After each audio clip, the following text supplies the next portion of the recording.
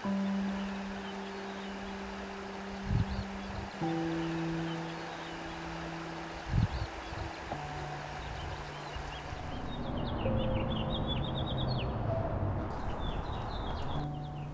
name is Cammie. I'm 19 and I'm from Maturin, Venezuela, but I lived most of my life in Caracas.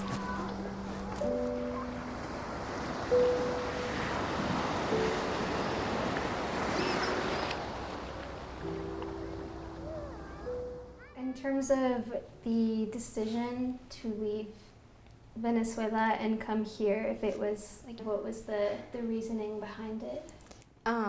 There was a lot of reasons. One of them was, the country and the situation that we were in. We don't pay for water because there's no water to pay. The light will go off for days. All the food that was like in the supermarket, it was too expensive for people to afford.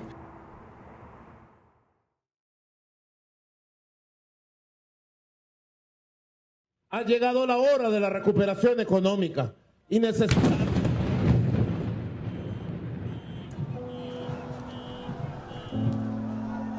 They started to kind of rebel.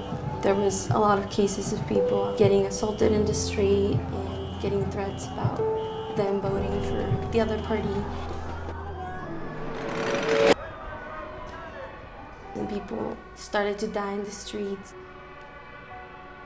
Like people that were protesting, they just got tortured and they let them go and grab more people and take them and do it again. So then people start stopping protest and that's how they die.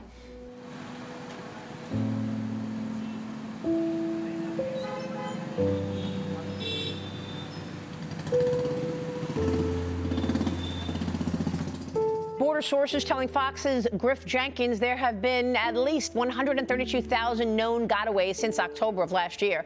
It is now time for our Reporter's Cut, where we highlight all the stories our reporters have been working on. Now, this is a story you will only see on 9. FBI says a Venezuelan gang called Tren de Aragua has made its way to the borderland. Yeah, that's right. This rapidly expanding gang has spread throughout South America and now into our communities, posing a threat to borderland families. Many of these gang members could continue making their way into the country. I can't tell whether that man that comes across the border is either a criminal or an actual refugee. What worries you most? I don't know these people. Why can't they send them someplace else? And gangs now, more and more gangs coming into this country and murdering, harming American citizens. I'll tell you, based on what I've heard from various lawmakers, I think that human trafficking... Generalizing a culture, trying to get asylum. It's not fair for me to get called a criminal, to be seen as a criminal. And it's also not fair for the people who come here with necessity. That same new thumbnail could be a different country, a different nationality. People would judge the same. People are always gonna be disconnected. They're always gonna look at the thumbnail and say, oh, they're bad. No, what is going on in Israel? What's going on in Venezuela? If I Google Venezuela, I would see a ton of things that I don't wanna know about. But they're real and they're still happening. The reason why they're here is still valid, no matter if it's political, no matter if it's poverty, no matter if it's hunger, it's still an issue. It's still a situation that they shouldn't be living. Given like everything that you've told me about just how unsafe it is for people to stay in countries like that, what do you think of Americans and people who say that immigrants shouldn't be here or that they should go back home? What a beautiful question. So I think it's very harsh to see people. It's a big ask to tell us to kind of go back to a country where we're not safe. We We didn't come here because, you know, we just wanted it something different. We were forced to.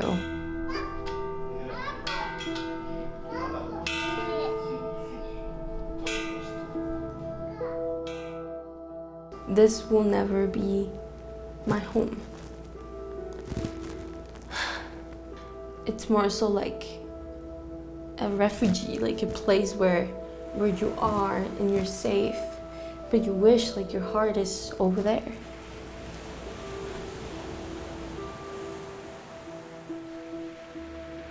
After leaving everything behind, your family, your house, it's a constant trauma, especially if you do asylum. Like you know that for as long as the asylum is long for, you cannot go back. Feeling like I don't deserve to be here, that they should be here, like the people who need insulin in Venezuela, the people who don't have enough food to survive, the people who make $2 a month and that's it, that's all they got. So it's kind of like looking through them through a mirror, like you can't touch them, you can't, but you still see them.